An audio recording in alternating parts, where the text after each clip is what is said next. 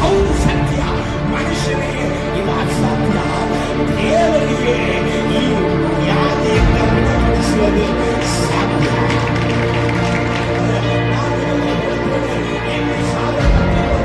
ದೇವರ ವಾಕ್ಯವನ್ನು ನಂಬುವಂತ ವ್ಯಕ್ತಿ ಹೆಚ್ಚುತ್ತಾ ಬರ್ತಾರೆ. ದೇವರ ವಾಕ್ಯವನ್ನು ಸಾರುವಂತ ಸಭೆ, ದೇವರ ವಾಕ್ಯವನ್ನು ಸಾರುವಂತ ಸೇವೆ, ದೇವರ ವಾಕ್ಯವನ್ನು ಸಾರುವಂತ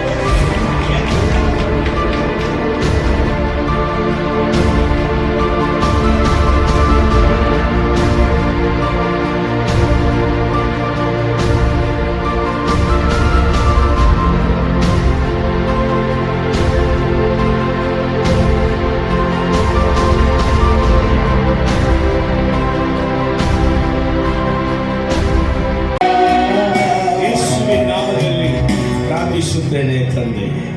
ಹಲ್ಲೆಲೂಯ. ಈ ದಿನದ ಸತ್ಯವಾಕ್ಯಕ್ಕೆ ಆಧಾರವಾಗಿ ಯೆಶಾಯ ಪ್ರವಾದನೆ ಪುಸ್ತಕ 55ನೇ ಅಧ್ಯಾಯ 10ನೇ ವಾಕ್ಯ 11ನೇ ವಾಕ್ಯ ಗಮನಿಸೋಣ. ಮಳೆಯು ಹಿಮವು ಆಕಾಶದಿಂದ ಬಿದ್ದು ಭೂಮಿಯನ್ನು ತೋಯಿಸಿ ಹಸಿರುಗೊಳಿಸಿ ಫಲಿಸುವಂತೆ ಮಾಡಿ ಬಿತ್ತುವವನಿಗೆ ಬೀಜವನ್ನು ಉಣ್ಣುವವನಿಗೆ ಆಹಾರವನ್ನು ಒದಗಿಸದೆ ಹೊರತು ಹೇಗೆ ಆಕಾಶಕ್ಕೆ ಸುಮ್ಮನೆ ಹಿಂದಿರುಗುವುದಿಲ್ಲವೋ ಹಾಗೆಯೇ ನನ್ನ ಬಾಯಿಂದ ಹೊರಟ ಮಾತು. ಹಾಗೆಯೇ ದೇವರು ಹೇಳ್ತಾನೆ, ನನ್ನ ಬಾಯಿಂದ ಹೊರಟ ಮಾತು ನನ್ನ ಇಷ್ಟಾರ್ಥವನ್ನು ನೆರವೇರಿಸಿ ನಾನು ಉದ್ದೇಶಿಸಿದದನ್ನ ಕೈಗೂಡಿಸದೆ ಹೊರತು ನನ್ನ ಕಡೆಗೆ ವ್ಯರ್ಥವಾಗಿ ಹಿಂದಿರುಗುವುದಿಲ್ಲ.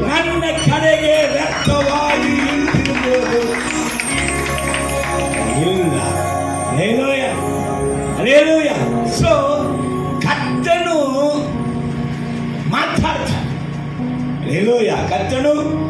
ಮಾತಾಡ್ತಾನೆ. ಆತನ ವಾಕ್ಯವು ಎಂಥೂ ಎಂಬುದನ್ನ ದೇವರು ನಮಗೆ ತಿಳಿಸಿಕೊಡುತ್ತಾನೆ. ಹಲ್ಲೆಲೂಯಾ. ವಾಕ್ಯ ತುಂಬಾ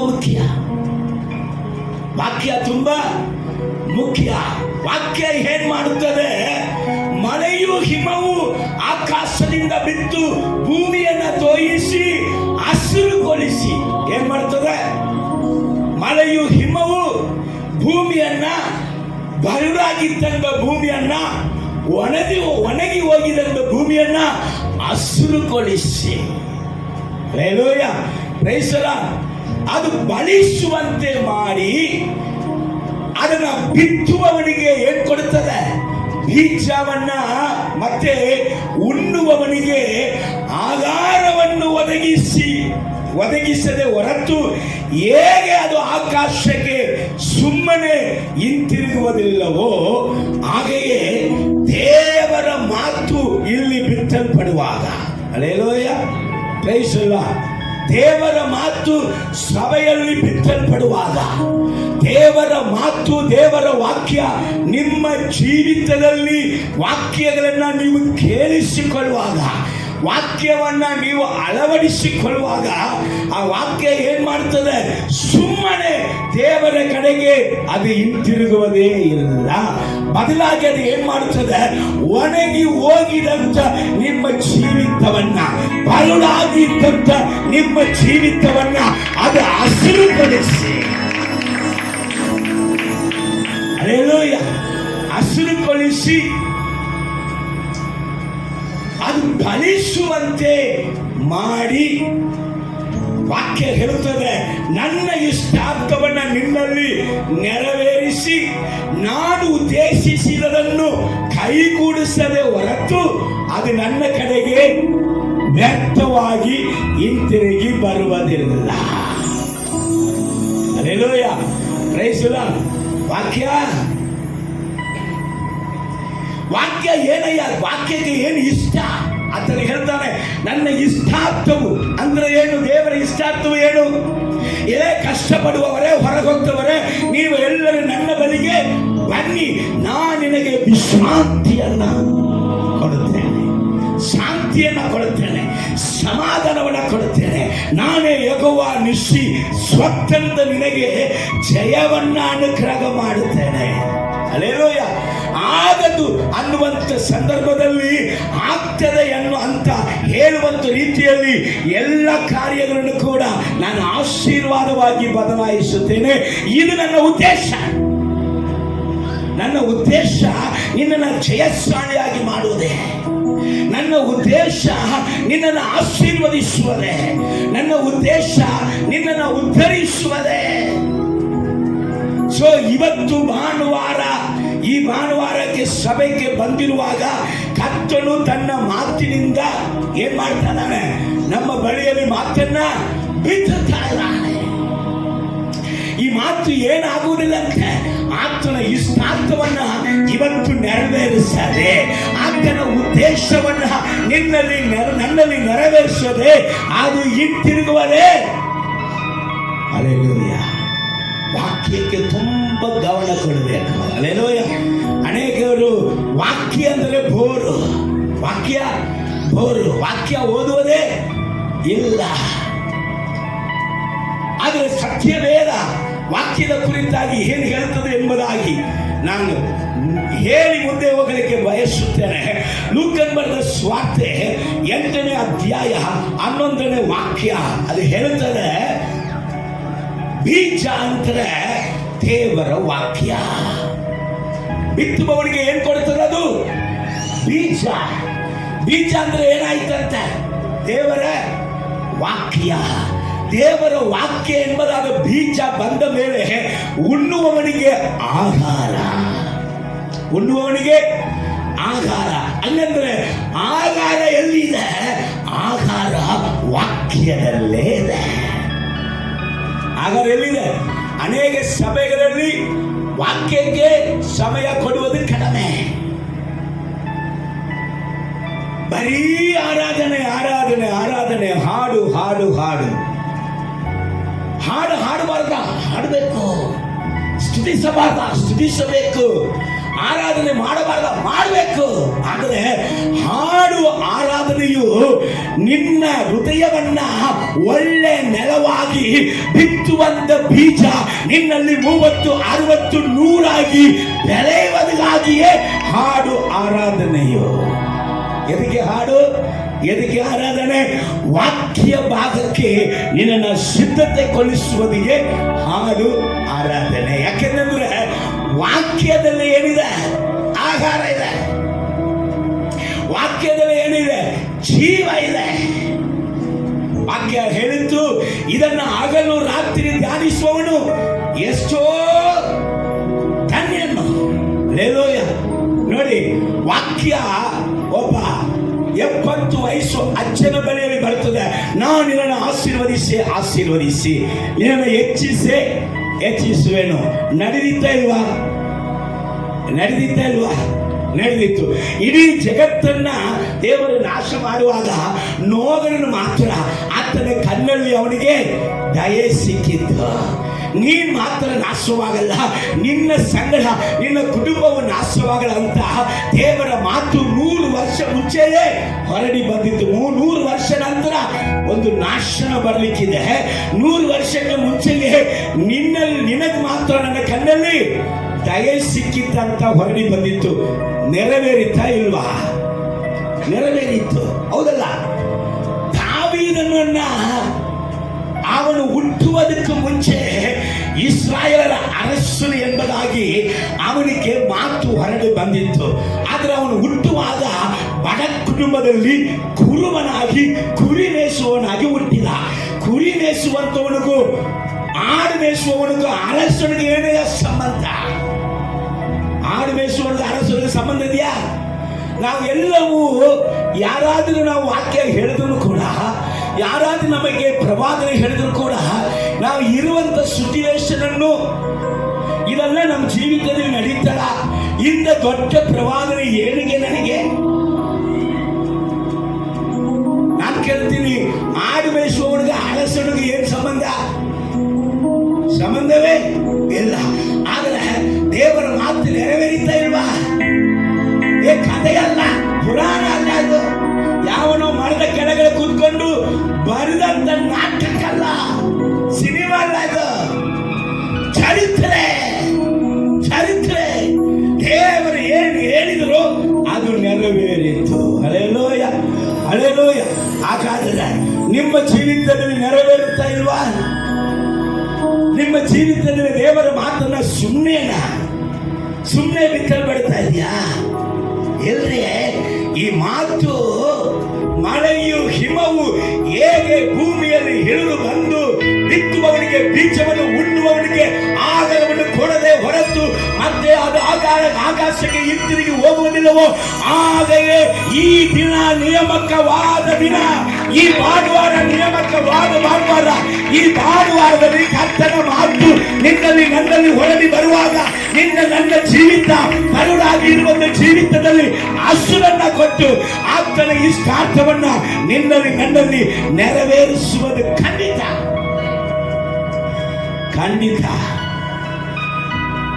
ಸರ್, ರೈಟ್. ಇದು ನೆರವೇರ್ಬೇಕಂದ್ರೆ ಏನಾಗಬೇಕು? ಅಬ್ರಹಾಮನ ನಂಬಿದ. 70 ವಯಸ್ಸಲ್ಲಿ ಹೆಂಗ್ ದೇವರೇ ಕೇಳಿಲ್ಲ, 100 ವಯಸ್ಸಲ್ಲಿ ಹೆಂಗ ದೇವರೇ? ಇಬ್ರಿಯ ಪತ್ರಿಕೆ 11ನೇ ಅಧ್ಯಾಯದಲ್ಲಿ ಸಾರಾಳ ಒಂದು ಹೆಣ್ಣು ಮಗಳು, ಆಕೆ ಗರ್ಭಕೋಶವು ಸತ್ತು ಹೋಗಿದ್ರು ಕೂಡ ಆಕೆ ದೇವರ ಮಾತನ್ನ ನಂಬಿದಳು. ಸತ್ತು ಹೋಗಿದಂತ ಗರ್ಭಕೋಶದಲ್ಲಿ ವಾಗ್ದಾನ ಪುರುಷನನ್ನ ಇರುವಂತ ಆಶೀರ್ವಾದ ಉಂಟಾಗಿತ್ತು. ಯಾಕೆಂದ್ರೆ ಆಕೆ ವಾಗ್ದಾನ ಪುರುಷನಾಗಿರುವಂತ ಈ ಸಾಕನನ್ನ ಏರುವುದಕ್ಕೆ ಮುಂಚೆಯೇ ಈ ಸಾಕಿನ ಮೇಲೆ ವಾಗ್ದಾನ ಹೊರಡಿ ಬಂದಿತ್ತು. ಈ ಸಾಕನ ಕುರಿತಾಗಿ ಮಾತು ಬಂದಿತ್ತು. ಹಲ್ಲೆಲೂಯಾ. ದೇವರ ಮಾತು ನಿನ್ನಲ್ಲಿ ನನ್ನಲ್ಲಿ ಇಳಿದು ಬರುವಾಗ ಅದು ವ್ಯರ್ಥವಾಗಿ ಹಿಂತಿರುಗುವುದೇ ಇಲ್ಲ. ಆದ ಕಾರಣ ವಾಕ್ಯಕ್ಕೆ ಗಮನ. ವಾಕ್ಯವೇ ಜೀವ, ವಾಕ್ಯವೇ ಬದುಕಿಸುವಂತ ಆತ್ಮನು ದೇವರ ವಾಕ್ಯವೇ. Hallelujah, praise the lord. ಕೆಲವರು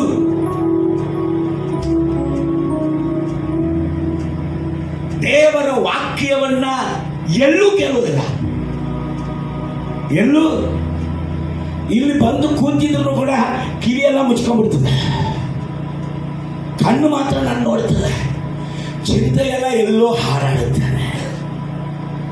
ವಾಕ್ಯ ಮಾತ್ರ ಸೈತಾನ ಅವರು ಒಳಗಡೆ ಹೋಗುವುದಿಗೆ ಬಿಡುವುದೇ ಇಲ್ಲ. ಕೆಲವರಿಗೆ ಸಭೆಗೆ ಬರುವುದಕ್ಕೆ ಟೈಮ್ ಇಲ್ಲ, ಬಿಸಿ. ಯಾಕೆ? ಆಹಾರ ಸಂಪಾದನೆ ಮಾಡಬೇಕು. ಲೋಕದಲ್ಲಿ ನಾನೇನು ಬಿಸಿಯಾಗಿದ್ದೀನಿ, ಎಲ್ಲಿ ಬಿಸಿಯಾಗಿದ್ದೀನಿ? ದೇವರ ಸಮ್ಮುಖಕ್ಕೆ ಬರುವುದಕ್ಕೆ ಟೈಮ್ ಇಲ್ಲ, ಬೈಬಲ್ ಓದುವುದಕ್ಕೆ ಟೈಮ್ ಇಲ್ಲ, ದೇವರ ಧ್ಯಾನ ಮಾಡುವುದಕ್ಕೆ ಟೈಮ್ ಇಲ್ಲ. ಭಾನುವಾರ ಒಂದೇ ದಿವಸ ಟೈಮ್ ಇಲ್ಲ ಸ್ವಾಮಿ, ನಾನು ಓಡ್ತೀನಿ. ಏನು ಕೊಡ್ತೀನಿ? ಆಹಾರ ಸಂಪಾದನೆ ಮಾಡ್ತೀನಿ. ಎಲ್ಲಿ ಆಹಾರ ಸಂಪಾದನೆ ಮಾಡಿದ್ದೀನಿ? ಆಹಾರ ಎಲ್ಲಿದೆ? ದೇವರ ವಾಕ್ಯದಲ್ಲಿಯೇ ಆಧಾರ ಇದೆ. ದೇವರ ವಾಕ್ಯ ಇಲ್ಲದಂತೆ ಪ್ರಯಾಸಗಳು ವ್ಯರ್ಥ. ದೇವರ ವಾಕ್ಯ ಇಲ್ಲದಂತ ಅವನ ಆಧಾರಗಳು ವ್ಯರ್ಥ. ಮನೆ ತುಂಬ ಆಧಾರ ಇರ್ಬೋದು, ತಿನ್ನಕ್ಕೆ ವ್ಯಾಧಿ ಬಿಡುವುದಿಲ್ಲ. ಅಥವಾ ಎಲ್ಲ ಕಡೆಗೆ ತಿರುಗಾಡಿ ಮೇಲೆ ಹೋಗಿ ರಪ್ಪಂದ ಕೆಳಗೆ ಬಿದ್ದು ಏನು ಇಲ್ಲದೊಂದು ಪರದೇಶಿಯಾಗಿ ನಿಂದಿರಬೇಕು. ಆಧಾರ ಎಲ್ಲಿದೆ? ದೇವರ ವಾಕ್ಯದಲ್ಲಿ. ಹಲ್ಲೆಲೂಯಾ. ದೇವರ ವಾಕ್ಯದಲ್ಲಿ ಆಧಾರ. ಮಾರ್ಕ ಸುವಾರ್ತೆ 10ನೇ ಅಧ್ಯಾಯ 27ನೇ ವಾಕ್ಯ. ಅದಕ್ಕೆ ಮೇಲೆ ಇರುವುದು ನಮಗೆ ಗೊತ್ತು. ಒಂದು ಐಶ್ವರ್ಯವಂತವನ ಕಥೆ. ಸೂಚಿ ಕಣ್ಣಲ್ಲಿ ಒಂದೇ ನುಗ್ಗುವುದು ಸುಲಭ, ಆದರೆ ಐಶ್ವರ್ಯವಂತನು ಪರಲೋಕ ರಾಜ್ಯಕ್ಕೆ ಹೋಗುವುದು ಕಷ್ಟ. ಅಂತ ಹೇಳಿದಂಥ ಒಂದು ಮಾತು ಅದು ಬೇಡ. ಆದರೆ 27ನೇ ವಾಕ್ಯ ಅದು ಏನು ಹೇಳುತ್ತದೆ? ಕರ್ತನು ಈಗ ಶಿಷ್ಯರನ್ನ ನೋಡಿ ಹೇಳುವಂತ ಮಾತನ್ನ ಸ್ವಲ್ಪ ಗಮನಿಸೋಣ. ಓದಮ್ಮ. ಯೇಸು ಅವರನ್ನು ದೃಷ್ಟಿಸಿ ನೋಡಿ. ಯೇಸು ಅವರನ್ನ ಇಲ್ಲಿ ಚೆನ್ನಾಗಿ ಗಮನಿಸು, ದೃಷ್ಟಿಸಿ ನೋಡಿ. ಇವತ್ತು ಸಭೆಯಲ್ಲಿ ನಿಮ್ಮನ್ನ ಯೇಸು ದೃಷ್ಟಿಸಿ ನೋಡುತ್ತಾನೆ. ಇನ್ನು ದೃಷ್ಟಿಸಿ ನೋಡುವಾಗಲೇ ಅಲ್ಲಿ ಏನೋ ಒಂದು ಅದ್ಭುತ ಇದೆ. ಹಲ್ಲೆಲೂಯಾ. ಇನ್ನು ದೃಷ್ಟಿಸಿ ನೋಡುವಂತ ಸಂಭವಗಳು ನಡೆಯುವಾಗ ನೋಡಿ, ಪೇತ್ರ ಮತ್ತು ಯೋಹಾನ ಅವರು ಆಲಯಕ್ಕೆ ಹೋಗುವಾಗ ಅಲ್ಲಿ ಒಂದು ಕುಂಟನು ಬಿಚ್ಚೆ ಬೇಡ್ತಾ ಇದ್ದಾನೆ. ಆಯ್ತಾ? ಎಲ್ಲರೂ ಅವನಿಗೆ ಬಿಚ್ಚೆ ಹಾಕ್ತಾರೆ. ಆದರೆ ಇವರು ಅವನನ್ನ ದೃಷ್ಟಿಸಿ ನೋಡುತ್ತಾರೆ. ಅವ್ರು ಹೇಳ್ತಾರೆ, ನಮ್ಮನ್ನ ದೃಷ್ಟಿಸಿ ನೋಡು. ಹಲ್ಲೆಲೂಯಾ. Praise the lord. ಅಲ್ಲಿ ದೃಷ್ಟಿಸಿ ನೋಡಿದಾಗ ಅಲ್ಲಿ ಏನ್ ನಡೆದಿತ್ತು? ಕುಂಟನ ಜೀವಿತ, ಅವನ ಕಾಲುಗಳು ಬಂದವು, ಅವನು ಎದ್ದು ನಿಂತು ಅದ್ಭುತಗಳು ಅಲ್ಲಿ ಉಂಟಾಯಿತು. ಪೌಲ ಅಪೊಸ್ತಲರು ಪ್ರಸಂಗ ಮಾಡ್ತಾ ಇದ್ದಾರೆ. ಅಲ್ಲಿ ಒಂದು ಕುಂಟನು ಗಮನಿಸುತ್ತಾ ಇದ್ದಾನೆ. ಪೌಲ ಅಪೊಸ್ತಲನು ಅವನನ್ನು ದೃಷ್ಟಿಸಿ ನೋಡಿದಾಗ ಅಲ್ಲಿ ಅದ್ಭುತ ಹೊಂದಿಕೊಳ್ಳುವಂತ ಕಾರ್ಯ ನಿನ್ನಲ್ಲಿ ಉಂಟೆ ಎಂಬುದಾಗಿ ಅವನ ಕೈ ಹಿಡಿದು ಎಬ್ಬಿಸಿ ಅಲ್ಲಿ ಅದ್ಭುತಗಳು ಉಂಟಾಗುತ್ತೆ. ದೃಷ್ಟಿಸಿ ನೋಡಂದ್ರೆ ವ್ಯತ್ಯಾಸ. ಆದರೆ ಶಿಷ್ಯರನ್ನ ದೃಷ್ಟಿಸಿ ದೇವರು ನೋಡಿ ಹೇಳ್ತಾ ಇದ್ದಾರೆ, ಅಸಾಧ್ಯ ಅಸಾಧ್ಯ. ಹೌದು, ಅದು ಲೋಕದವರಿಗೆ ಅಸಾಧ್ಯ. ಮಗಳೇ, ನಿನ್ನ ಜೀವಿತದಲ್ಲಿ ಇದೆಲ್ಲ ಸಾಧ್ಯ ಅಲ್ಲ, ಇದೆಲ್ಲ ಅಸಾಧ್ಯ ಅಂತ ಲೋಕದವರನ್ನ ಕಂಡು ನೀನು ತಿಳ್ಕೊಂಡಿ ಇದೆಲ್ಲ ಅಸಾಧ್ಯ ಅಂತ. ಆದರೆ ನಿನಗೆ ಒಂದು ಸತ್ಯ, ನಿನಗೆ ಒಂದು ಶುಭ ಸಮಾಚಾರ, ನಿನಗೆ ಒಂದು ಸಂದೇಶ ನಾನು ಹೇಳ್ತೇನೆ ಅಂತ ದೇವರಲ್ಲಿ ಹೇಳ್ತಾರೆ. ಗಮನಿಸೋಣ. ಇದು ಮನುಷ್ಯರಿಗೆ ಅಸಾಧ್ಯ, ಇದು ಮನುಷ್ಯರಿಗೆ ಅಸಾಧ್ಯ, ದೇವರಿಗೆ ಅಸಾಧ್ಯವಲ್ಲ. ಓ, ಮನುಷ್ಯರಿಗೆ ಇದು ಅಸಾಧ್ಯ. ಹಲ್ಲೆಲೂಯಾ. ದೇವರಿಗೆ ಇದು ಅಸಾಧ್ಯ ಇಲ್ಲ. ಕೆಳಗೋದಮ್ಮ. ದೇವರಿಗೆ ಎಲ್ಲವೂ ಸಾಧ್ಯವೇ. ದೇವರಿಗೆ ಎಲ್ಲವೂ ಸಾಧ್ಯವೇ. ಕರಗಳ ತಟ್ಟಿ. ಪಕ್ಕದಲ್ಲಿ ಯಾರ ನಿದ್ದೆ ಮಾಡ್ತಾ ಇದ್ರೆ ಅವ್ರ ಕೆನ್ನೆಯಲ್ಲಿ ತಟ್ಟಿ. ಹಲ್ಲೆಲೂಯಾ. ಕರಗಳ ತಟ್ಟಿ ಕೆನ್ನೆಯನ್ನು ಅಂತ. ಹಲ್ಲೆಲೂಯಾ. Praise the Lord. ದೇವರಿಗೆ ಎಲ್ಲ ಸಾಧ್ಯ. ನಂಬುವರು ಮಾತ್ರ. ಇದು ನಂಬ್ತೀರಾ? ಇದು ನಂಬುವರು ಇದ್ರ ಒಳಗಡೆ ಇದ್ದೀರಾ? ದೇವರಿಗೆ ಎಲ್ಲ ಸಾಧ್ಯ. ಹಲ್ಲೆಲೂಯಾ. ಅಲ್ಲ, ಕೈ ಮೇಲಿಗೆ ಬಂದಿಲ್ಲ. ಯಾಕೆ ಬಂದವರ ಇಲ್ಲಿ? ಹಲ್ಲೆಲೂಯಾ. Praise the Lord. ದೇವರಿಗೆ ಸಾಧ್ಯ ಅಂತ ನಂಬಿಕೆ ಇಲ್ಲದಿದ್ರೆ ಇದು ಒಳಗಡೆ ಯಾಕೆ ಬರ್ಬೇಕಾಯ್ತು? ಹಲ್ಲೆಲೂಯಾ. Praise the Lord. ದೇವರಿಗೆ ಎಲ್ಲ ಸಾಧ್ಯ. ಹಲ್ಲೆಲೂಯಾ. ಮನುಷ್ಯನಿಗೆ ಅಸಾಧ್ಯ. ನಾನು ನಿಮಗೆ ಹೇಳ್ತೇನೆ, ಅಯ್ಯ, ಈ ವ್ಯಾಧಿ ದೊಡ್ಡ ವ್ಯಾಧಿ. ಎಂತ ಡಾಕ್ಟರ್ಗಳು ಕೂಡ ಈ ವ್ಯಾಧಿಯನ್ನ ಸುಖಪಡಿಸುವುದಕ್ಕೆ ಆಗಲ್ಲ. ಹೌದು, ಸತ್ಯ. ಮನುಷ್ಯನಿಗೆ ಇದು ಅಸಾಧ್ಯ. ದೇವರಿಗೆ ಈ ವ್ಯಾಧಿಯಿಂದ ಗುಣಪಡಿಸುವುದು ಸಾಧ್ಯ. ಸಾಲ ತಲೆಗೆ ಮೇಲೆ ಹೋಯಿತು. ಸಾಲದಲ್ಲಿ ಮುಳುಗಿ ಹೋಗ್ಬಿಟ್ಟಿದ್ದು ಈ ಕುಟುಂಬವನ್ನ ಯಾರಯ್ಯ ಕಾಪಾಡಕ್ಕೆ ಸಾಧ್ಯ? ಹೌದು, ಮನುಷ್ಯನಿಗೆ ಅದು ಅಸಾಧ್ಯ. ಆದರೆ ದೇವರಿಗೆ ಆ ಸಾಲದಿಂದ ಅವನನ್ನ ಬಿಡಿಸಿ ಅವನನ್ನ ಆಶೀರ್ವದಿಸುವುದಕ್ಕೆ ದೇವರಿಗೆ ಸಾಧ್ಯ. ಅಯ್ಯ, 10 ವರ್ಷ ಆಯಿತು ಮದುವೆಯಾಗಿ, 20 ವರ್ಷ ಆಯಿತು ಮದುವೆಯಾಗಿ, ಇನ್ನೂ ಒಂದು ಕೂಸು ಕೂಡ ಇಲ್ಲ. ಎಲ್ಲರೂ ಬಜ್ಜಿ ಅಂತ ಹೇಳ್ಬಿಟ್ಟು ಡಾಕ್ಟರ್ ಸರ್ಟಿಫಿಕೇಟ್ ಹೇಳ್ಬಿಟ್ಟಿತ್ತು. ಇನ್ಮೇಲೆ ಈಕೆಗೆ ಮಗು ಹುಟ್ಟುವುದಿಲ್ಲ. ಹೌದು, ಇದು ಮನುಷ್ಯನಿಗೆ ಅಸಾಧ್ಯ. ಆದರೆ ಸತ್ತು ಹೋಗಿದಂತೆ ಗರ್ಭಕೋಶದಲ್ಲಿಯೂ ಜೀವ ಉಂಟು ಮಾಡುವಂತ ಜೀವಾಧಿಪತಿಯಾಗಿರುವಂತ ಯೇಸುವಿಗೆ ಇದು ಸಾಧ್ಯ. ಹಲ್ಲೆಲೂಯಾ. ಕುಟಿತರಿಗೆ ಕುಟಿತತನವನ್ನು ಬಿಡುವುದಕ್ಕೆ ಅಸಾಧ್ಯ. ಹೌದು, ಮನುಷ್ಯನಿಗೆ ತನ್ನ ಕ್ಯಾರೆಕ್ಟರ್ಗಳನ್ನ, ಹೊಲಸು ಕ್ಯಾರೆಕ್ಟರ್ಗಳನ್ನ ಬಿಡುವುದು ಅಸಾಧ್ಯ. ಆದರೆ ಅವನನ್ನ ಕುಟುಕತನದಿಂದ ಬಿಡಿಸುವುದಕ್ಕೆ ದೇವರಿಗೆ ಸಾಧ್ಯ. ಅನೇಕ ಚಟಗಳಿಂದ ಅವನನ್ನು ಅವನೇ ಬಿಡಿಸಿಕೊಂಡು ನಾನು ಪರಿಶುದ್ಧನಾಗಿದ ಮೇಲೆ, ನಾನು ಎಲ್ಲವನ್ನು ಬಿಡುಗಡೆ ಆಗಿದ ಮೇಲೆ ನಾನು ದೇವರಿಗೆ ಬಂದು ಸೇವೆ ಮಾಡುತ್ತೀನಿ. ಸಹೋದರ ಸಹೋದರಿ, ಯಾವತ್ತೂ ಕೂಡ ನೀನು ಬಿಡುಗಡೆ ಆಗಲಿಕ್ಕೆ ಸಾಧ್ಯ ಇಲ್ಲ. ಯಾಕೆಂತಂದ್ರೆ ಅದು ನಿನಗೆ ಅಸಾಧ್ಯ. ಆದರೆ ನಿನ್ನ ಜೀವಿತವನ್ನ ದೇವರ ಕೈಯಲ್ಲಿ ಸಮರ್ಪಿಸಿ ಕೊಡುವಾಗ, ದೇವರ ಕೈಯಲ್ಲಿ ಸಮರ್ಪಿಸಿ ಕೊಡುವಾಗ ನಿನ್ನನ್ನು ಎಂತ ಒಳಸಿತನದಿಂದಲೂ ಬಿಡುಗಡೆ ಮಾಡಿ ರಚಿಸಿ ನಿನ್ನ ಪರಿಶುದ್ಧ ಮಾಡುವುದಕ್ಕೆ ದೇವರಿಗೆ ಸಾಧ್ಯ. ಹಲ್ಲೆಲೂಯಾ. ದೇವರಿಗೆ ಎಲ್ಲ ಸಾಧ್ಯವೇ, ಸಾಧ್ಯವೂ ಎಲ್ಲ ಸಾಧ್ಯವೂ ನಿನ್ನಿಂದ ಎಲ್ಲ ಸಾಧ್ಯ. ಓ ನನ್ನ ಸಾಧ್ಯವೂ ಎಂದೂ ಇಲ್ಲ, ನಿನ್ನಿಂದ ಸಾಧ್ಯವೂ ಒಂದು ಇಲ್ಲ. ಸಾಧ್ಯವೂ ಎಲ್ಲ ಸಾಧ್ಯವೂ ನಿನ್ನಿಂದ ಎಲ್ಲ ಸಾಧ್ಯ.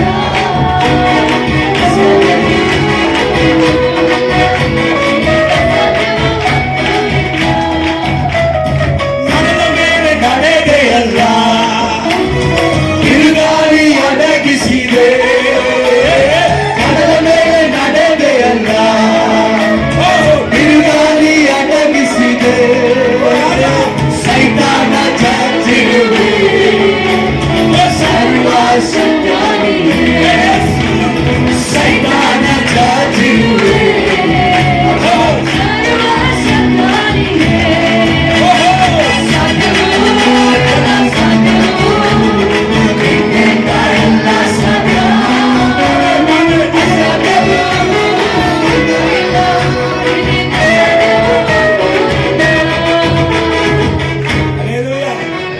ಈ CET ಎಕ್ಸಾಮ್ ಆಮೇಲೆ ಇನ್ನೊಮ್ಮೆ ಒಂದು ಎಕ್ಸಾಮ್ ಬರ್ತದೆ, ನೀಟ್ ಎಕ್ಸಾಮ್.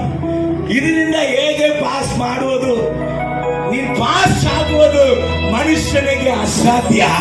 ಆದ್ರೆ ನಿನ್ನನ್ನು ಪಾಸ್ ಮಾಡಿಸುವುದು ದೇವರಿಗೆ ಸಾಧ್ಯ. Hallelujah, hallelujah, hallelujah. ದೇವರ ವಾಕ್ಯವನ್ನು ನಂಬಿದರೆ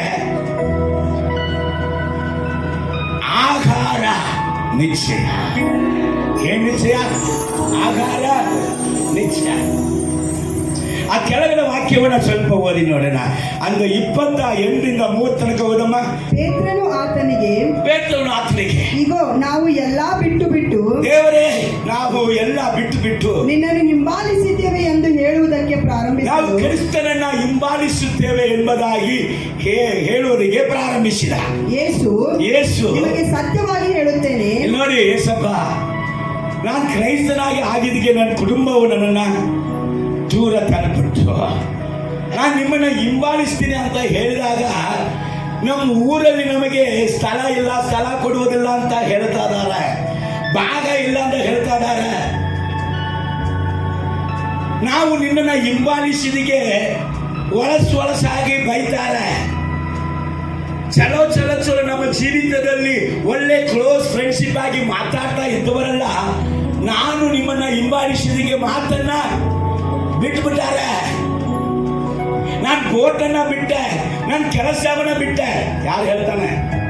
ಪೇತ್ರ. ಕೆಲಸ ಬಿಟ್ಟು ಕೂಡ ಏನ್ ಮಾಡಿದ್ರು ದೇವರೇ, ನಿನ್ನ ಹಿಂಬಾಲಿಸ್ಬೇಕಂತ ಬಂದ್ಬಿಟ್ಟೆ. ಪೇತ್ರ ಕಲೆಕ್ಟರ್ ಕೆಲಸ ಬಿಟ್ಟು ಬಂದ್ಬಿಟ್ಟ. ಹಲ್ಲೆಲೂಯಾ. MBBS ಡಾಕ್ಟರ್ ಕೆಲಸ ಬಿಟ್ಟು ಬಂದ್ಬಿಟ್ಟ. ಬಿಟ್ಟು ಬಂದಿರಪ್ಪ. ಅಲ್ಲಿ ಮೀನು ಹಿಡಿಯಕ್ಕೆ ಹೋಗಿದಾಗ ಈ ಮನುಷ್ಯನಿಗೆ ಒಂದು ಮೀನು ಹಿಡಿಯಕ್ಕೆ ಆಗ್ತಲ್ಲ. ಒಂದು ಮೀನು ಹಿಡಿಯಕ್ಕೆ ರಾತ್ರಿ ಎಲ್ಲ ಪ್ರಯಾಸ ಪಟ್ಟೆ, ಏನು ಇಲ್ಲ. ಅಪ್ಪ ಬಂದಾಗ ರಾಶಿಯಾಗಿ ಸಿಕ್ಬಿಟ್ಟಿತ್ತು. ಈಗ ಅಪ್ಪ ಹತ್ರ ಬಂದು ಏನು ಹೇಳ್ತಾರೆ? ಅಪ್ಪ ಎಲ್ಲ ಬಿಟ್ಟು ಬಂದೀನಿ. ಹಲ್ಲೆಲೂಯಾ. ಅನೇಕರು ಹೇಳೋದು ಉಂಟು, ಕೊಟ್ಟವರು ಯಾರಂತ ತಿಳುವಳಿಕೆ ಇಲ್ಲದೆ ಕೊಟ್ಟವರ ಹತ್ರನೇ ಹೋಗಿ ಕೆಣಕುವುದು. ಪರವಾಗಿಲ್ಲ, ಕೆಣಕು ಪರವಾಗಿಲ್ಲ. Hallelujah, praise the Lord. ಆದ್ರೆ ಅಪ್ಪ ಹೇಳ್ತಾ ಇದ್ದಾರೆ, ಹೌದಾ ಮಗ, ನನ್ನನ್ನು ಹಿಂಬಾಲಿಸುವುದಕ್ಕಾಗಿ ಎಲ್ಲ ಬಿಟ್ಟು ಬಂದಿರಾ? ಬಿಟ್ಟು ಬಂದವನಿಗೆ ಏನ್ ಸಿಗ್ತದೆ? ಕೆಳಗೋದಮ್ಮ. ಯಾವನು ನನ್ನ ನಿಮಿತ್ತವೂ ಸ್ವಾರ್ಥೆಯ ನಿಮಿತ್ತ ಮನೆಯನ್ನಾಗಲಿ ಅಣ್ಣ ತಮ್ಮಂದಿರನ್ನಾಗಲಿ ಹಾ. ಮಕ್ಕಳನ್ನಾಗಲಿ ಭೂಮಿಯನ್ನಾಗಲಿ ಬಿಟ್ಟು ಬರುವನು. ಭೂಮಿಯನ್ನ ಬಿಟ್ಟು ಬರ್ತಿರೋ ಯೇಸುವನ್ನ ಹಿಂಬಾಲಿಸುವವರಿಗೆ BPL ಕಾರ್ಡ್ ಕಟ್. ಇಲ್ಲಿ ಎಷ್ಟು ಜನ ಹೋಗ್ತಾರೋ ಗೊತ್ತಿಲ್ಲ. ಅಲ್ಲೇಲೂಯ. BPL ಕಾರ್ಡ್ ಕಟ್ ಮಾಡಿದಾಗ ಎಷ್ಟು ನಿಲ್ತದೋ ಎಷ್ಟು ಓಡ್ತದೋ ಗೊತ್ತಿಲ್ಲಪ್ಪ. ಅಲ್ಲೇಲೂಯ. ಆದರೆ ಸತ್ಯ ಏನ್ ಗೊತ್ತಾ? ಸತ್ಯ ಏನ್ ಗೊತ್ತಾ? ಈ ಲೋಕದ ಆಶೀರ್ವಾದ ಯಾವಾಗಲೂ ಬರೀ ಮಾಯೆ. ಅದೇನು ಮಾಯೆ ಅಂದ್ರೆ ವ್ಯರ್ಥ, ಅದು ನಿರಂತರ ಅಲ್ಲ. ಯಾರಾದರೂ ಹೊಸ ಕಾರ್ ತಗೊಂಡ್ರೆ, ನಾನು ಹಂಗೆ ಹೊಸ ಕಾರ್ ತಗೊಂಡ್ರೆ 100 ಸತಿ ಅದನ್ನೇ ನೋಡೋದು, ಅದನ್ನೇ ಹೋಗಿ ನೋಡುವುದು. ಒಳಗೆ ಹೋಗಿ ಕೂತ್ಕೊಂಡು ಒಬ್ಬನೇ ಕೂತ್ಕೊಂಡು ನಗೋದು. ಅಯ್ಯೋ ಇವನಿಗೆ ಮೆಂಟಲ್ ಗಿಂಟಲ್ ಬಂದ್ಬಿಟ್ಟಿದ್ದ ಅಂತ ಹೇಳುವಂಥ ರೀತಿಯಲ್ಲಿ ನಗೋದು. ಆಹಾ, ಸೀಟೆಲ್ಲ ಮುಟ್ಟಿ ನೋಡಿ. ಒಬ್ಬ ಪಾಸ್ಟರ್, ಅವರಿಗೆ ಹೊಸ ಕಾರು ದೇವರು ಕೊಡಿಸಿದ. ಹೊಸ ಕಾರು ಕೊಡಿಸಿದಾಗ ಅವ್ರು ಹಿಂಗೆ ಹೊಸ ಕಾರಲ್ಲ, ಕಾರು ಕೊಡಿಸಿಕೊಳ್ಳ ಕಾರನ್ನ ಮುಟ್ಟಿ ನೋಡ್ತಾರೆ. ಒಂದಿನ ರಾತ್ರಿ ಎಲ್ಲರೂ ಊಟ ಕೂತಿದ್ದಾರೆ. ಅಪ್ಪ ಎಸ್ಕೇಪ್, ಅಪ್ಪ ಇಲ್ಲ. ಅಪ್ಪ ಎಲ್ಲಿದ್ದಾರೆ ಅಂತ ಹೋಗಿದ್ರು ನೋಡಿದ್ರೆ ಅಪ್ಪ ಕಾರ್ ಒಳಗಡೆ ಲೈಟ್ ಹಾಕೊಂಡು ಹಂಗೆ ಎಲ್ಲ ಮುಟ್ಕೊಂಡು ಇದ್ದಾರೆ. ಕಾರ್ ನೋಡ್ತಾರೆ, ಅಪ್ಪ ಊಟಕ್ಕೆ ಲೇಟ್ ಆಯ್ತು ಬಾರಪ್ಪ. ಇಲ್ಲಪ್ಪ ಕಾರ್ ನೋಡಿ ಬರ್ತೀನಿ. ಸರ್ ರೈಟ್, ಹೊಸ ಕಾರು. ಈ ಕಾರು ಡ್ರೈವರ್ ನಡೆಸ್ತಾ ಇದ್ದಾನೆ. ಇವರಿಗೆ ಬಹಳ ಕ್ಯೂರಿಯಾಸಿಟಿ. ಕಾರು ಹೊಸ ಕಾರು ತಗೊಂಡು, ಯಾಕಂದ್ರೆ ಸೈಕಲ್ ಹೋಗಿದಂತ ವ್ಯಕ್ತಿ ಕಾರ್ ಕೊಡಿಸಿದಾಗ ಎಷ್ಟು ಖುಷಿಯಾಗಿರ್ತದೆ. ಇವ್ರಿಗೆ ಖುಷಿಯಲ್ಲಿ ಕೂತಾರೆ. ಹಿಂದೆಗಡೆ ಎಲ್ಲ ಮಕ್ಕಳೆಲ್ಲ ಕೂತಿದ್ದಾರೆ. ದಿಢೀರಂತ ಡ್ರೈವರ್ ಕೇಳ್ಬಿಟ್ಟ, ಅಯ್ಯ ನೀವು ಸ್ವಲ್ಪ ಕಾರ್ ನಡೆಸ್ತೀರಂತ. ಇವ್ರಿಗೆ ಭಯಂಕರ ಖುಷಿ, ಜೋಸ, ನಾನು ನಡೆಸ್ತೀನಿ. ಹಿಂದೆಗಡೆ ಇರುವೊಂದು ಮಕ್ಕಳು, ಅಪ್ಪ ಬೇಡ, ಅಯ್ಯೋ ಇವತ್ತು ನಮ್ಮ ಗತಿ ಏನೋ ಗೊತ್ತಿಲ್ವಲ್ಲಪ್ಪ, ನೀವು ಯಾವತ್ತೂ ಈ ಗಾಡಿ ನಡೆಸಿದ್ರೆ ಗಾಡಿ ನಾನು ನಡೆಸ್ತೀನಪ್ಪ. ಆಯ್ತು, ಕೂತಾಯ್ತು. ಕೂತು ಆಕ್ಸಿಡೆಂಟ್ ಕೊಡ್ತಾ ಇದಾರೆ. ಕಾರ್ ಮೂವ್ ಆಗ್ತಲ್ಲ, ಯಾಕಂದ್ರೆ ಕ್ಲಚ್ ಹಾಕ್ಲಿ, ಇದು ಗಿಯರ್ ಹಾಕ್ಲಿಲ್ಲ. ಅವನು ಹೇಳಿದಾನೆ, ಸರ್ ಗಿಯರ್ ಹಾಕ್ರಿ ಅಂತ. ಮುಂದೆ ಒಂದು ಎತ್ತಿನ ಗಾಡಿ ಹೋಗ್ತಾ ಇದ್ದಂತೆ. ಗಿಯರ್ ಹಾಕಿ ಬರ್ರ ಅಂತ ಎತ್ತಿನ ಗಾಡಿ ಮೇಲೆ ರಪ್ ಅಂತ ಹೊಡೆದ್ರು. ಮುಖ ಅಲ್ಲ, ಆಕ್ಷನ್ ಆದ ಅಂಬಾಸಡರ್ ಕಾರ್ ತರ ಚಪ್ಪಿತ್ತು. ಮುಗಲ ಏನಾಯ್ತು, ಒಳಗೋಯ್ತು. ಆಮೇಲೆ ಅವ್ರ ಕಾರ್ ಹತ್ರನೇ ಬಂದ. ಕಾರ್ ಹತ್ರನೇ ಆರಂಭದಲ್ಲಿ ಜೋಸ್ ಇರ್ತದ ಲೋಕ. ಅಲ್ಲೇಲೂಯ. ಬಿಟ್ಟು ಬರೋ ಯಪ್ಪ. ಒಬ್ಬ ವ್ಯಕ್ತಿ ಒಬ್ಬ ಪಾಸ್ಟರ್ ಹತ್ರ ಹೇಳಿದಾರಂತೆ, ಮಾಸ್ಟರ್ ದೇವರು ನನ್ನ ಸೇವೆ ಕರೀತಾರೆ, 10,000 ಸಂಬಳ, ನನಗೆ ಹೆಂಡತಿ ಮಕ್ಕಳಿದ್ದಾರೆ, 10,000 ಬಿಟ್ಟು ನಾನು ಹೆಂಗ್ ಬರಲಿ ದೇವರು ಪಾಸ್ಟರ್ ಅಂತ ಕೇಳಿದಾಗ ಅವರು ಈ ವಾಕ್ಯ ತೋರಿಸಿದ. ಬಿಟ್ಟು ಬರುವವನಿಗೆ ಹೇಗೆ ಸಿಗ್ತದಂತ ದೇವರು ಹೇಳಿದ್ರು. ಓದಮ್ಮ. ಅವನಿಗೆ ಈಗಿನ ಕಾಲದಲ್ಲಿ ಈ ಲೋಕದಲ್ಲಿ ಮನೆ, ಅಪ್ಪ ಈ ಶರೀರದಲ್ಲಿ ಜೀವಂತನಾಗಿ ಇರುವಂತ ಕಾಲದಲ್ಲಿಯೇ ಮನೆ, ಅಣ್ಣ ತಮ್ಮ, ಅಕ್ಕ ತಂಗಿ, ತಾಯಿ ಮಕ್ಕಳು, ಭೂಮಿ, ಇವೆಲ್ಲವೂ ಹಿಂಸೆಗಳ ಸಹಿತವಾಗಿ 100ರಷ್ಟು ಸಿಕ್ಕೇ ಸಿಕ್ಕುತ್ತವೆ. ಎಷ್ಟು %? 100. ಇವರು ಹೇಳಿದ್ರಂತ ನೋಡ, 3,500 ನಾನು ಹೇಳೋದು 50 ವರ್ಷ ಮುಂಚೆ ಇರುವಂತ ಕಲೆ. 3,500 ಬಿಟ್ಟು ಬಂದಿನಿ. ಅಪ್ಪ ನನಗೆ 100ರಷ್ಟು ಕೊಡ್ತಾ ಇದ್ದಾರೆ. ನೀ 10,000 ಬಿಟ್ಟು ಬಂದ್ರೆ ನಿನಗೂ 100ರಷ್ಟು ಸಿಕ್ಕುವುದು ಸತ್ಯ ಅಂತ ಹೇಳಿ ಒಂದು ಕಥೆ ಹೇಳಿದ್ರಂತ ಅವರಿಗೆ. ಏನಂತ, ಯಪ್ಪ ನೋಡು, ನಾನು ಚರ್ಚಿ ಕಟ್ಟುತ್ತಾ ಇರುವಾಗ ನನಗೆ ಏನಿಲ್ಲ, ಕೈಯಲ್ಲಿ ರೊಕ್ಕ ಇರಲಿಲ್ಲ. ಆದ್ರೆ 40 ಮಂದಿ ಕೆಲಸ ಮಾಡ್ತಾ ಇದ್ದಾರೆ. ಅವ್ರು ಹೇಳ್ತಾ ಇದ್ರು ಅರ್ಜೆಂಟಾಗಿ ಒಂದು 10 ಚೀಲ ಸಿಮೆಂಟು ಬೇಕಂತ. ನನ್ನ ಪ್ಯಾಕೆಟಲ್ಲಿ ಇರೋದು ಬರೀ 5 ರೂಪಾಯಿ. ನಾನು ಒಂದು ಕೂತ್ಕೊಂಡು ಪ್ರೇಯರ್ ಮಾಡ್ತಾ ಇದ್ದೀನಿ. ದೇವರೇ ನನಗೆ 10 ಚೀಲ ಸಿಮೆಂಟ್ ಬೇಕು, ನನಗೆ 10 ಚೀಲ ಸಿಮೆಂಟ್ ಬೇಕಂತ ಪ್ರಾರ್ಥನೆ ಮಾಡ್ತಾ ಇದ್ದೇನೆ. ಅದಕ್ಕೆ 500 ರೂಪಾಯಿ ಬೇಕು. ಅವಾಗ ಒಂದು ಚೀಲ 50 ರೂಪಾಯಿ, 10 ಚೀಲಕ್ಕೆ ಎಷ್ಟು ಬೇಕು? 500 ರೂಪಾಯಿಗೋಸ್ಕರ ಇವರು ಪ್ರೇಯರ್ ಮಾಡ್ತಾ ಇದ್ದಾರೆ. ಮುಂಜಾನೆ 6:30 ಒಂದು ಬಡವ ಪಾಸ್ಟರು ಅವರ ಮನೆ ಒಳಗಡೆ ಬಂದ್ಬಿಟ್ಟು, ಇವರಿಗೆ ಏನು ಅಭ್ಯಾಸ, ಯಾರೇ ಬಂದರೂ ಕೂಡ ಅವರಿಗೆ ಕಾಣಿಕೆ ಕೊಡದೆ ಕಳಿಸುವುದಿಲ್ಲ. ಈಗ ಇವರು ಪ್ಯಾಕೆಟಲ್ಲಿ ಇರುವುದು ಬರೀ 5 ರೂಪಾಯಿ. ಏನಪ್ಪ ಇದ್ದಿದ್ದು ಇವತ್ತು ಯಾಕೆ ಇವರು ಬಂದರು ಅಂತ ಮನಸ್ಸಲ್ಲಿ ಅಂದುಕೊಂಡು, ಆಯ್ತು ಬಂದ ಕೊಳ್ಳೆ ಏಮ ಒಂದು ಒಳ್ಳೆ ಕಾಫಿ ಒಂದು ಮಾಡಮ್ಮ, ಕಾಫಿ ಕೊಟ್ಟಾಯ್ತು. ಕಾಫಿ ಕೊಟ್ಟ ಕೊಳ್ಳೆ ಪಾಸ್ಟರ್ ಪ್ರೇಯರ್ ಮಾಡಿ ಆಯ್ತು. ಪ್ರೇಯರ್ ಮಾಡಿದ ಮೇಲೆ ಪಾಸ್ಟರ್ ಹೋಗಿ ಬರ್ತೀನಿ ಅಂತಾರೆ, ಹೋಗಿ ಬರ್ರಿ ಅಂತಾರೆ. ಕಾಣಿಕೆ ಕೊಡೋದಕ್ಕೆ ಏನಿಲ್ಲ, ರೊಕ್ಕ ಇಲ್ಲ, ಹೋಗಿ ಬರ್ರಿ ಅಂತ ಹೇಳಿದಾಗ ಅವ್ರು ಹೋಗ್ಬಿಟ್ಟು ಇವರು ತಿರ್ಗಾ ಹೋಗಿ ಪ್ರಾರ್ಥನೆ ಮಾಡ್ತಾರೆ. ಪ್ರಾರ್ಥನೆ ಮಾಡುವಾಗ ಒಂದು ಕ್ಲಿಯರ್ ವಾಯ್ಸ್ ಇವರಿಗೆ. ಇವರ ಹೆಸರು ಥಾಮಸ್, ಪಾಸ್ಟರ್ ಥಾಮಸ್ ಅಂತ. ಥಾಮಸ್, ನೀನು ನನ್ನನ್ನು ಎಷ್ಟು ನನ್ನ ಮೇಲೆ ನಂಬಿಕೆ ಇಟ್ಟಿದಿ ದೇವರೇ, ನಾನು ನಂಬಿಕೆ ಭಾಳ ಇಟ್ಟಿನಿ. ಅಡ ಪಾಪಿ, ಒಂದು 5 ರೂಪಾಯಿಗೆ ನನ್ನ ನಂಬಿಲಿಲ್ವಲ್ಲ ನೀ. ಪ್ಯಾಕೆಟಲ್ಲಿ ಎಷ್ಟಿದೆ? 5 ರೂಪಾಯಿ ಇದೆ. ಈ 5 ರೂಪಾಯಿ ಹೋದ್ರೆ ನಮಗೆ ತಿರ್ಗಾ ಬರ್ತದಿಲ್ಲ ಅಂತ ಬಡ ಪಾಸ್ಟರ್ಗೆ ಒಂದು 5 ರೂಪಾಯಿ ಕೊಟ್ಟಿಲ್ಲ ನೀ ಕಾಣಿಗೆ. ಒಂದು 5 ರೂಪಾಯಿಗೆ ನನ್ನ ನೀನು ಏನು ಮಾಡಿಲ್ಲ, ನಂಬಲಿಲ್ವ ಅಂತ ಹೇಳಿದಾಗ ಇವರು ಲುಂಗಿ ಬಣಿಯಲ್ಲಿ ಇದ್ದರಂತೆ. ಈ ಸ್ವರ ಕೇಳಿದ ಓಡಿ ಹೋಗಿ ರೋಡಲ್ಲಿ ಅರ್ಧ ದೂರ ಅವ್ರು ಹೋಗ್ಬಿಟ್ರು. ಅವ್ರ ಹತ್ರ ಕೊಟ್ಟು, ಪಾಸ್ಟರ್ ನಾನು ಸ್ವಲ್ಪ ಒಂದು ಅವಶ್ಯಕತೆಯಲ್ಲಿ ಇದ್ದೀನಿ, ಅದಕ್ಕೋಸ್ಕರ ನಿಮಗೆ ಕಾಣಿಕೆ ಕೊಟ್ಟು ಕಳಿಸಿಲ್ಲ, ಸಾರಿ ಇದನ್ನು ಇಟ್ಕೊಳ್ರಿ ಅಂತ ಹೇಳಿ ಕಳಿಸ್ಬಿಟ್ಟು ಮನೆಗೆ ಬಂದು ಮತ್ತೆ ಪ್ರೇಯರ್ ಮಾಡ್ತಾರೆ. ಬಾಗಿಲನ್ನೇ ನೋಡ್ತಾರೆ. ದೇವರೇ ಯಾರ ಹತ್ರ ಕಳಿಸ್ತೀವೋ ದೇವರೇ, 10 ಚೀಲ ಸಿಮೆಂಟ್ ಬೇಕು, 10 ಚೀಲ ಸಿಮೆಂಟ್ ಬೇಕು. ಆದರೆ ಇನ್ನೊಂದು ಪಾಸ್ಟರ್ ಬಂದರಂತೆ ಮನೆಗೆ. ಈ ಪಾಸ್ಟರ್ ಸ್ವಲ್ಪ ಕಾಸ್ಟ್ಲಿ ಪಾಸ್ಟರ್. ಇವರಿಗೆ 5 ರೂಪಾಯಿ ಎಲ್ಲ ಕಾಣಿಕೆ ಕೊಟ್ಟರೆ ನಡೆಯೋದಿಲ್ಲ.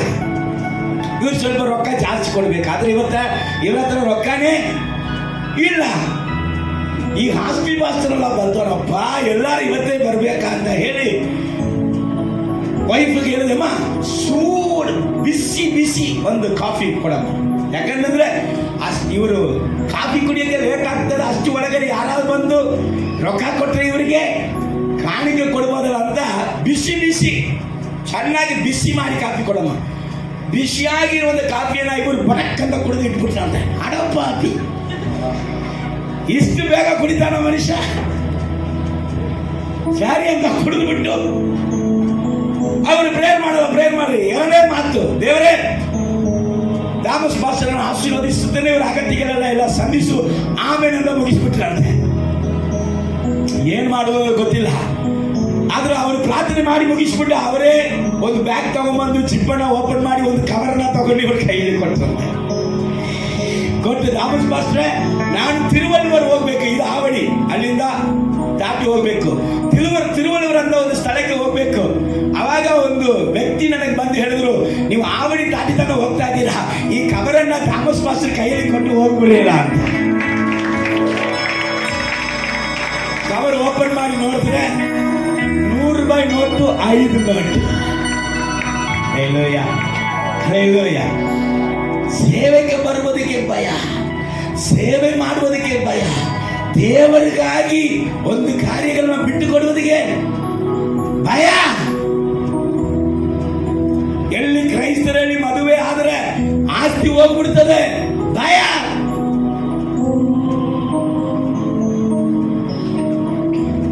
ಆದರೆ ಕರ್ತನ ನಿಮಿತ್ತವಾಗಿ ನೀವು ಏನೆಲ್ಲ ಕಳೆದುಕೊಳ್ತೀಯೋ, ಸುವಾರ್ತೆಯ ನಿಮಿತ್ತವಾಗಿ ನೀವು ಏನೆಲ್ಲ ಕಳೆದುಕೊಳ್ತೀಯೋ, ವಾಕ್ಯ ಬರ್ತದೆ.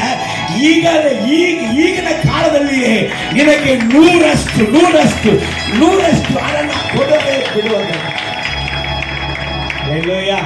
ಕರ್ತನಾಮಕ್ಕೆ ಮಹಿಮೆ ಉಂಟಾಗಲಿ. ಕೀರ್ತನೆ 107ನೇ ಅಧ್ಯಾಯ ನಾವು ಓದಿ ನೋಡುವಾಗ 20ನೇ ವಾಕ್ಯ ಈ ರೀತಿಯ ಹೇಳ್ತದೆ. ಓದಮ್ಮ, 107ನೇ ಕೀರ್ತನೆ 20ನೇ ವಾಕ್ಯ. ಆತನು ದೂತನನ್ನೋ ಎಂಬಂತೆ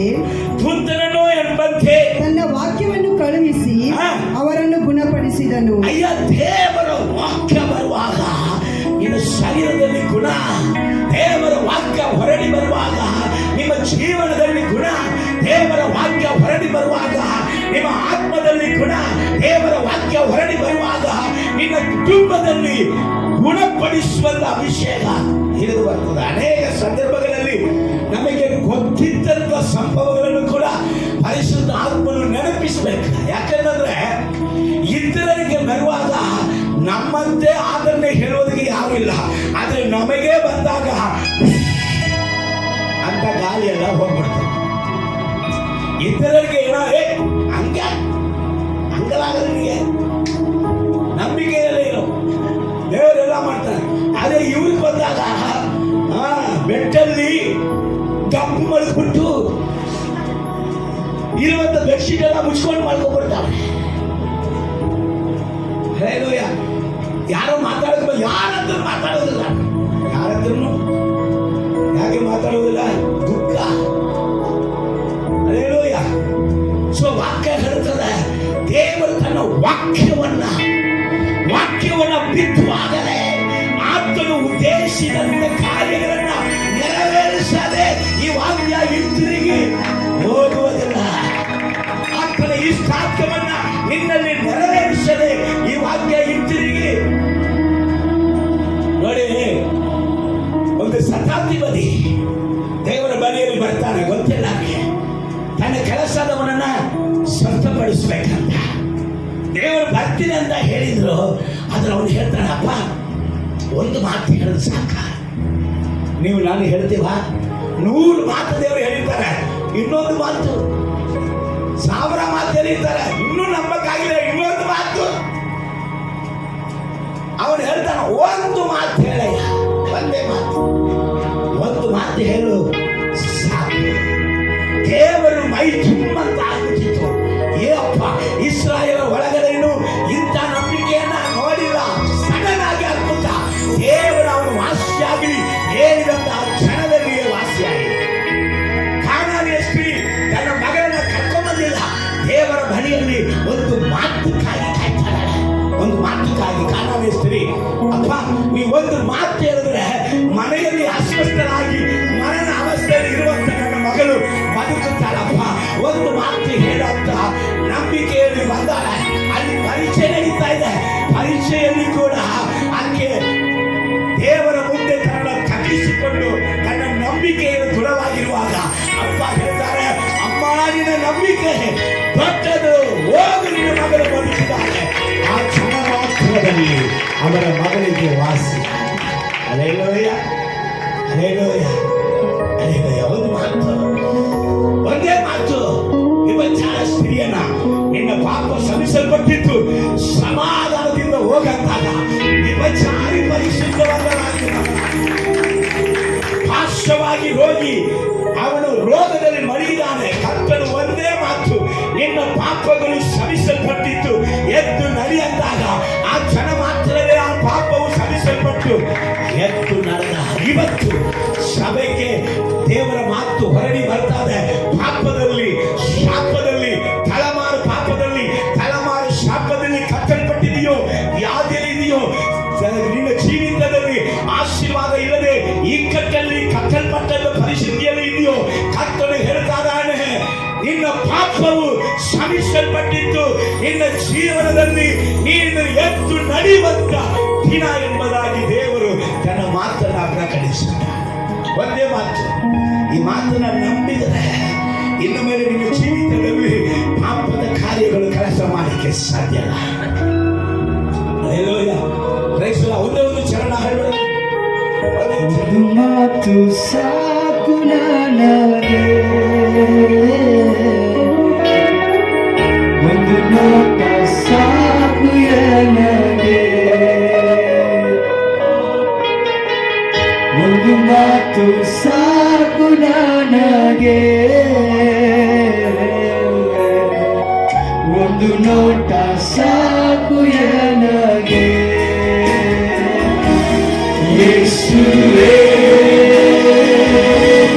ಯೇಸುವೇ, ನೀ ಮಾತ್ರ ಸಾಕು ನನಗೆ. ಯೇಸುವೇ, ಯೇಸುವೇ,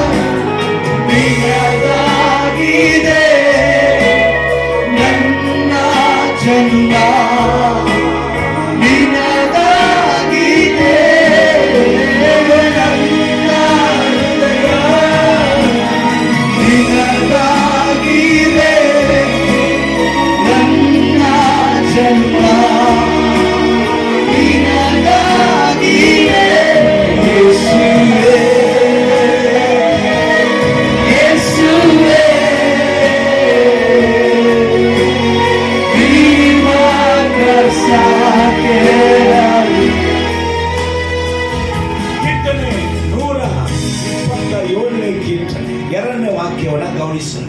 127ನೇ ಕೀರ್ತನೆ 2ನೇ ವಾಕ್ಯ. ಬೆಳಗಾಗುವುದಕ್ಕಿಂತ ಮುಂಚೆ ಏಳುವವರೇ, ಬೆಳಗಾಗುವುದಕ್ಕೆ ಮುಂಚೆ ಯಾರು ಹೇಳ್ತಾರೆ?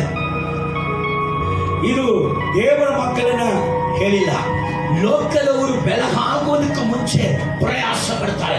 ನಾನು ಹೆಂಗಾದ್ರೂ ಸಂಪಾದನೆ ಮಾಡಿ, ನಾನು ಹೆಂಗಾದ್ರೂ ಮನೆ ಕಟ್ಟಿ, ನಾನು ಹೆಂಗಾದ್ರೂ ಮನೆ ಮೇಲೆ ಮನೆ ಕಟ್ಟಿ, ನಾನು ಹೆಂಗಾದ್ರೂ ಆಫೀಸ್ ಮೇಲೆ ಆಫೀಸ್ ಮಾಡಿ, ನಾನು ಹೆಂಗಾದ್ರೂ ಗಾಡಿ ಮೇಲೆ ಗಾಡಿ ತಗೊಂಡು ಪ್ರಯಾಸ ಪ್ರಯಾಸ ಪ್ರಯಾಸ.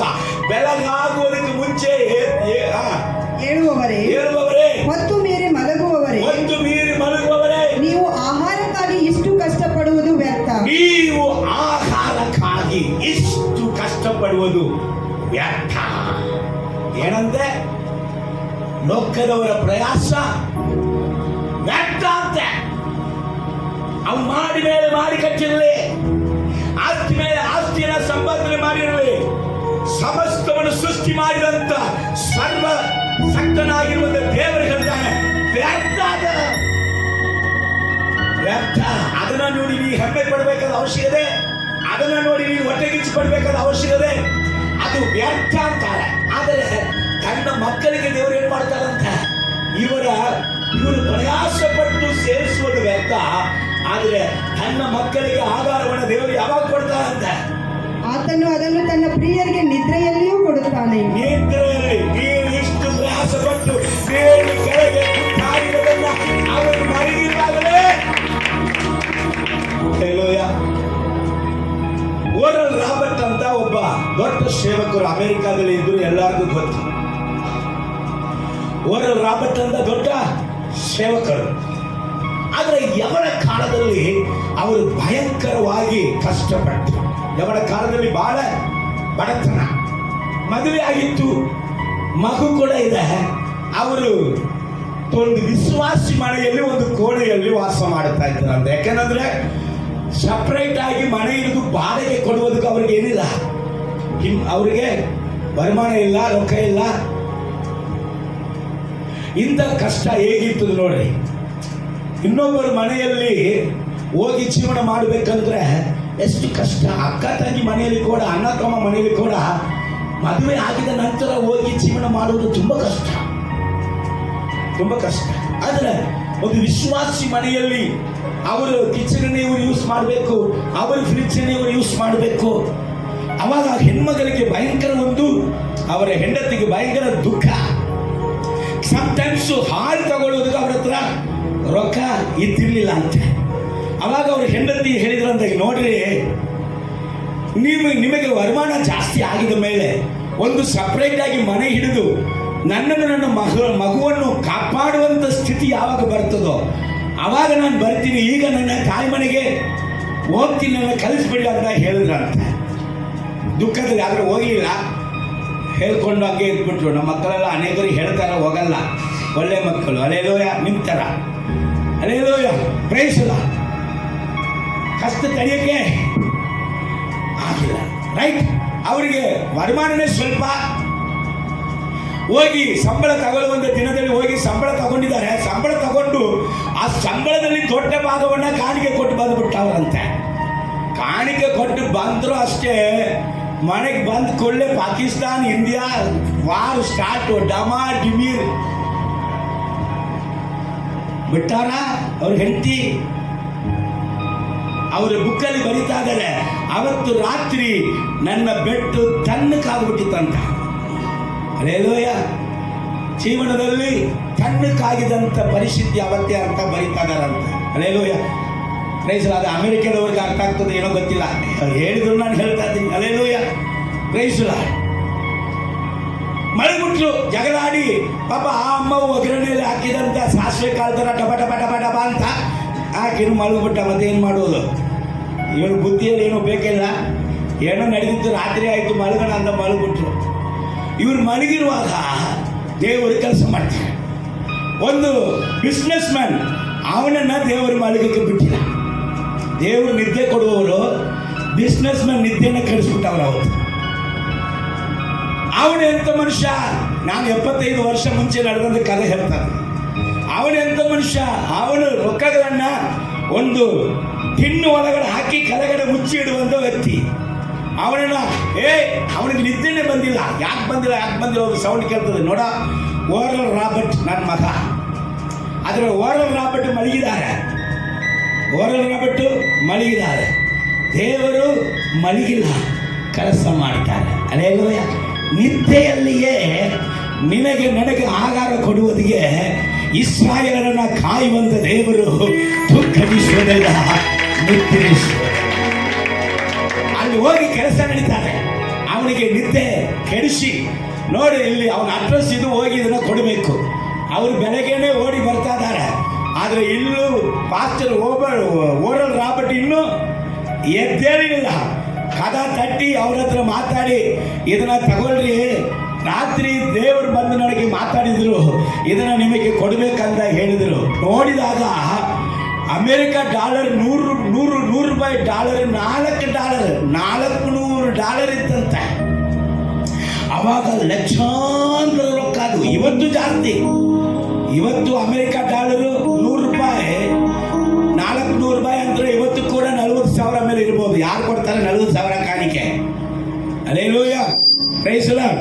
ಈ ಪ್ಯಾಕೆಟ್ ಅಲ್ಲಿ ಕೈ ಇರುವಾಗಲೇ 500 ನೋಟು ಬಂದ್ಬಿಡ್ತದ ಅಂತ ಸ್ವಲ್ಪ ಹಿಂಗೆ ಮಾಡಿ ಒಳಗಡೆ 50 ಇಟ್ಟಿನಲ್ಲ ಅಂತ ಹಿಂಗೆ ತೆಗೆದು.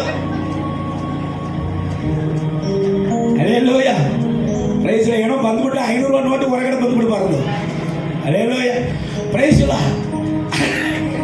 ಅಲ್ಲಿ 4 ಅವರು ಓರಲ್ ರಾಬರ್ಟ್ ಅದನ್ನು ನೋಡಿದ ಮೇಲೆ ಕೂಡಲೇ ಅಂತ ಹತ್ತಿರ. ಯಾಕೆಂದ್ರೆ ಅಯ್ಯ, $100 ನನ್ನ ಜೀವನದಲ್ಲಿ ಇಂಥ ವಯಸ್ಸು ತನಕ ನೋಡೇ ಇಲ್ಲ.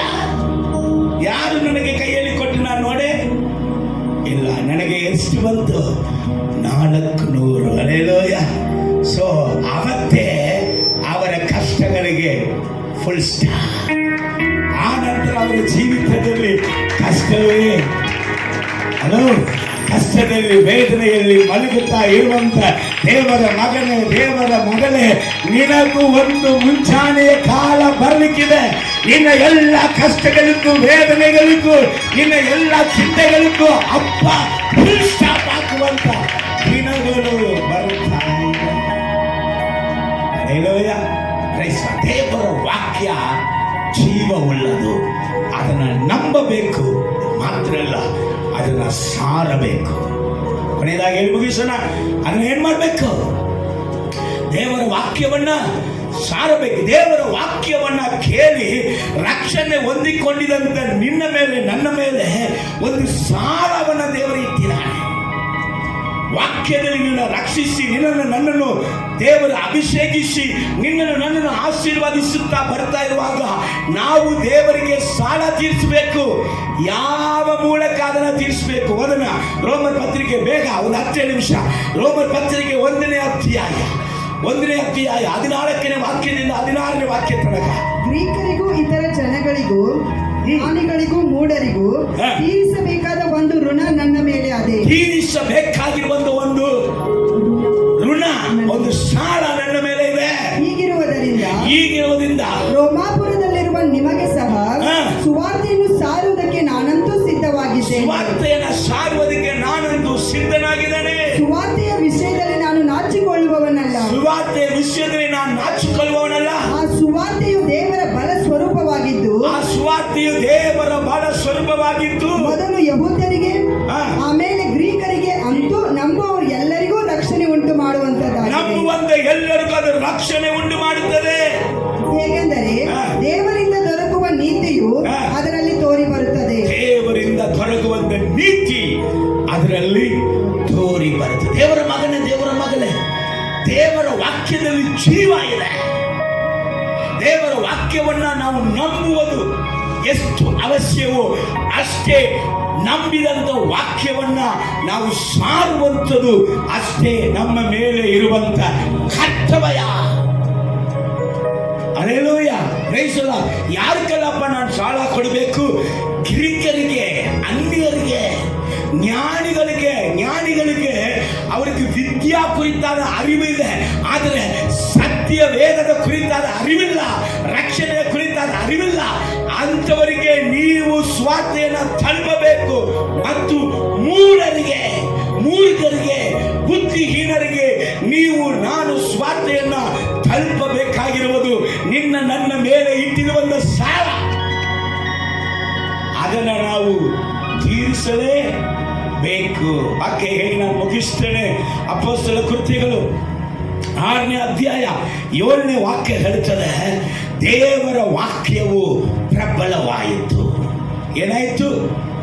ದೇವರ ವಾಕ್ಯವು ಪ್ರಬಲವಾಯಿತು. ನಾನು ನಿಮಗೆ ಹೇಳುತ್ತೇನೆ, ದೇವರ ವಾಕ್ಯವನ್ನ ನಂಬುವಂತ ವ್ಯಕ್ತಿ ಪ್ರಬಲವಾಗುತ್ತಾನೆ.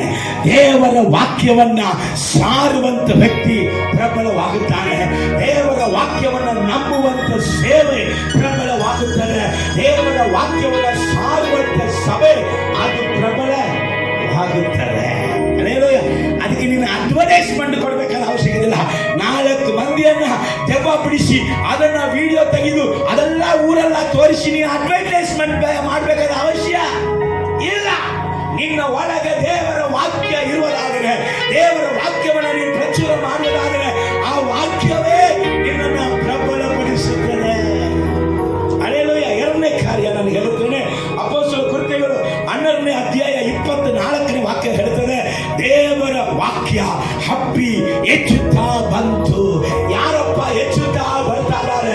ನಾನು ನಿಮಗೆ ಹೇಳುತ್ತೇನೆ, ಇಲ್ಲಿ ಸಾರಲ್ಪಟ್ಟಿರುವಂತ ದೇವರ ವಾಕ್ಯವನ್ನು ನಂಬುವಂತ ವ್ಯಕ್ತಿ ಹೆಚ್ಚುತ್ತಾ ಬರ್ತಾ ಇದ್ದಾನೆ. ದೇವರ ವಾಕ್ಯವನ್ನು ಸಾರುವಂತ ಸಭೆ, ದೇವರ ವಾಕ್ಯವನ್ನು ಸಾರುವವನ ಸೇವೆ, ದೇವರ ವಾಕ್ಯವನ್ನು ಸಾರುವಂತ ವ್ಯಕ್ತಿ ಹೆಚ್ಚುತ್ತಾ ಬರ್ತಾನೆ. ಕೊರತೆಯಾಗಿರುವುದಕ್ಕೆ ಸಾಧ್ಯ ಇಲ್ಲ. ಅದು ಕೊರತೆಯಲ್ಲಿ ಇಡುವಂಥದ್ದಲ್ಲ. ಅದು ಬೇಕಾಗಿರುವಂಥದ್ದು ದೇವರ ವಾಕ್ಯವನ್ನ ನಂಬಬೇಕು, ಅದನ್ನೇ ಸಾರಬೇಕು. 3ನೇದಾಗಿ ಹೇಳಿ ಮುಗಿಸಲಿಕ್ಕೆ ಬಯಸುತ್ತೇನೆ. ಓದನ ಅಪೊಸ್ತಲ ಕೃತ್ಯಗಳು 13:49 ಓದಮ್ಮ. ಕರ್ತನ ವಾಕ್ಯವು ಆ ಸೀಮೆಯ ಎಲ್ಲಾ ಕಡೆಗಳಲ್ಲಿ ಹಬ್ಬುತ್ತಾ ಬಂತು. ಯಾವ ಸಭೆ ಸೀಮೆ ಎಲ್ಲಾ ಕಡೆಗಳಲ್ಲಿ ಹಬ್ಬುತ್ತದೆ? ಸತ್ಯ ವಾಕ್ಯವನ್ನ ಸಾರುವಂತ ಸಭೆ, ಸತ್ಯ ವಾಕ್ಯವನ್ನ ಸಾರುವುದಕ್ಕಾಗಿ ವ್ಯಕ್ತಿಗಳನ್ನ ಪ್ರೇರೇಪಿಸುವಂತ ಸಭೆ. ಎಂತ ಸಭೆಯಲ್ಲಿ ಸೇವಕರು ಎದ್ದೇಳ್ತಾರೋ, ಎಂತ ಸಭೆಯಲ್ಲಿ ಸೇವಕರು ಎದ್ದೇಳ್ತಾರೋ, ಎಂತ ಸಭೆಯಲ್ಲಿ ಸ್ವಾರ್ಥಿಗಳು ಎದ್ದೇಳ್ತಾರೋ, ಎಂತ ಸಭೆಯಲ್ಲಿ ಸ್ವಾರ್ಥಿ ಸಾರುವಂತ ಹೆಣ್ಣುಮಕ್ಕಳು ಎದ್ದೇಳ್ತಾರೋ, ಆ ಸಭೆ ಹಬ್ಬುತ್ತಾ ಸೀಮೆಯಲ್ಲ, ಪಟ್ಟಣವಲ್ಲ, ರಾಜ್ಯವಲ್ಲ, ದೇಶವಲ್ಲ, ಹಬ್ಬಬೇಕೆಂದ್ರೆ ಸತ್ಯ ವೇದ, ಸತ್ಯ ವಾಕ್ಯ, ನೀತಿಯ ವಾಕ್ಯ ನಂಬಬೇಕು, ಸಾರಲ್ಪಡಬೇಕು. ಕಣ್ಣಿನ ಮುಚ್ಚಿ